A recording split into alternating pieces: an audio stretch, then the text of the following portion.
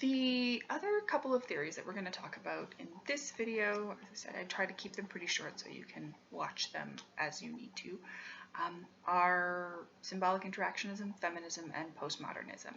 And we're going to deal with symbolic interactionism because it sort of brings in a whole other way of seeing society. Then we'll talk about feminism, which in some ways is a conflict theory, but we usually understand it separately. And then postmodernism, which is probably the one that students have had the least experience with so far. So symbolic interactionism is a micro-level theory. And if you remember, we were talking a little bit about sort of that top-down structure piece for functionalism and for conflict, where the broad structure of society affects the individual and the individual is kind of powerless in that. Symbolic interactionism takes that and kind of flips it on its head. And from a symbolic interactionist perspective, all society really is the sum of individual people's interactions and ideas about the world. It's all about how they interpret the world. It's all about how individuals make sense of what they're doing. So their position is sort of that reality is something that you determine for yourself. So if you are in a classroom, not maybe right now, but if you were in a classroom, you're watching, for example, my face to determine whether or not a concept is important.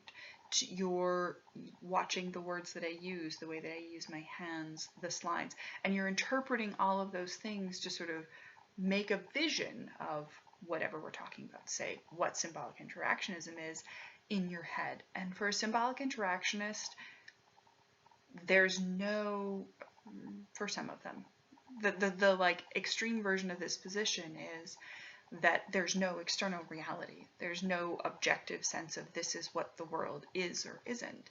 Everything's in people's heads. And their idea there is that if you interpret something to be real, so you interpret that someone is following you, walking down the street, you're going to act as if that is true, and therefore it becomes real in its consequences. So whether someone is following you or not, you are going to experience the same sort of spike in anxiety, you're going to experience the same sort of concerns about taking that route in the future. All of those things are true. So symbolic interactionism is really, really great for that sort of micro level detail.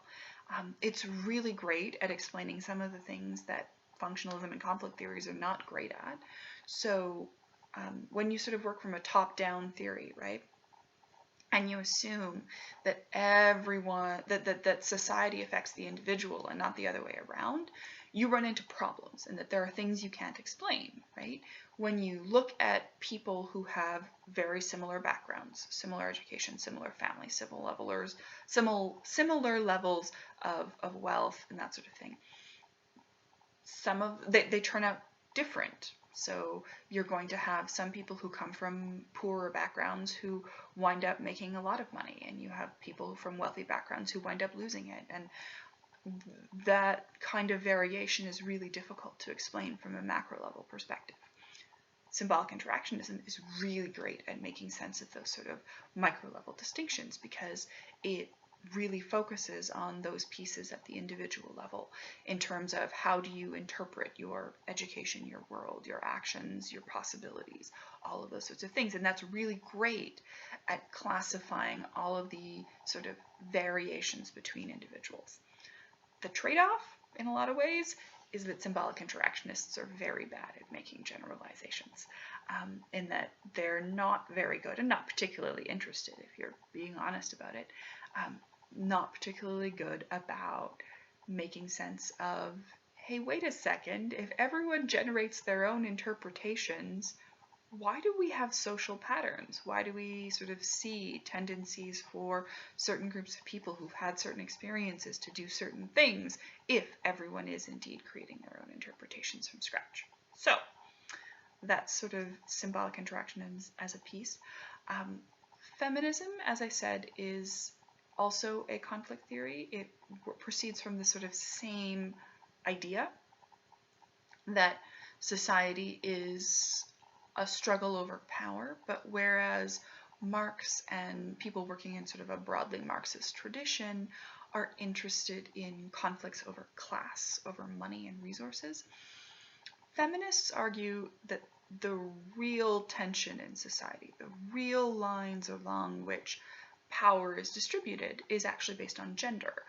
So the conflict between the rich and the poor for feminists is less important than the conflict between and the tensions between men and women. And that's kind of a piece of that. The other thing that I need to say about feminism is that feminism is probably better described as feminisms as a plural. There are a lot of variations of feminist theory. So we have first, second, third wave. We have a lot of different ways that we can talk about feminist theory. We're not going to do a ton of it in this class, but there are a variety of approaches. And in a lot of ways, many of them don't agree about a lot of things. The only thing sort of fundamentally that sort of unites most feminist theories, we'll sort of go with that, is a presumption that men and women's experiences in society are not the same. So men and women experience society and the world differently. And then the other piece is that other forms of theorizing have traditionally not been sufficiently attentive to women's experiences and how they work out.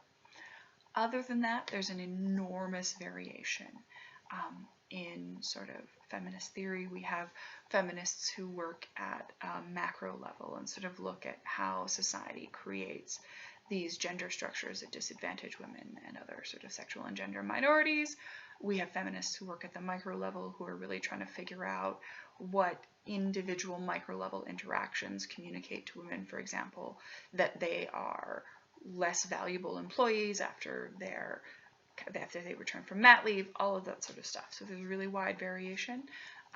The example I often use when we're talking about deviance and conformity, which we'll get to in a little bit, is that you have feminists who will argue that pornography and sex work is fundamentally degrading and an expression of patriarchy, and you will also have feminists who argue that sex work, that participating in prostitution, exotic dance, stuff like pornography, OnlyFans, whatever you sort of want to talk about in that space, is the most empowered thing that a woman can do with her body, because patriarchy is really interested in controlling women's sexuality and sort of profiting from that as a way of regaining control. So that's not something that I would test you on. It's just a conversation about just how different those feminist perspectives can be from each other. Postmodernism is probably the approach to theory that you have the least experience with. We sort of talk about sort of conflict over resources, the function of structures, how people interpret things. Most of you have probably heard of feminism and sort of the idea that gender matters. Postmodernism is a little bit different, and postmodernism kind of comes from a critique that all of the other theories are oversimplifying society. So when functionalists talk about society is all about function, postmodernists say, well, it's not really that simple. But they're also saying that it's not that simple when conflict says it's all a struggle over resources, and symbolic interactionists say it's all about interpretation. A postmodernist argument is essentially that you can't take all of the complexity of society and boil it down to a single sort of story, a single analysis. So they're going to argue that the idea that society is a conflict between genders is an oversimplification.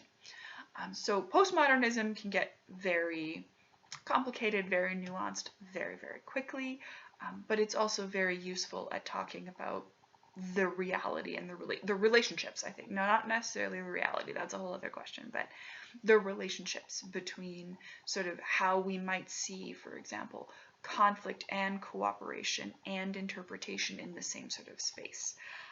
One of the pieces that you'll sort of see emphasized in postmodernist thought is the idea about discourses.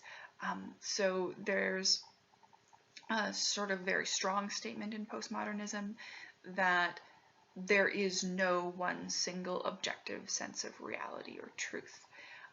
That what we have is ideas about truth that are constructed through relationships with power.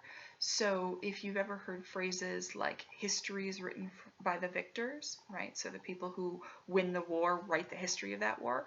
That's a very sort of postmodernist idea, right? In that you have power because you won the war, and that allows you to create truth and knowledge, and that you're the one who's going to write the history and say, this is what happened.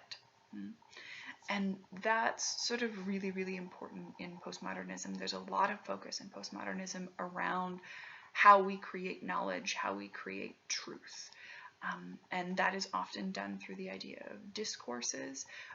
Discourses are sort of about the words that we use, and that's part of it. And we'll sort of see discourse analysis coming up in Module 2 in relation to that.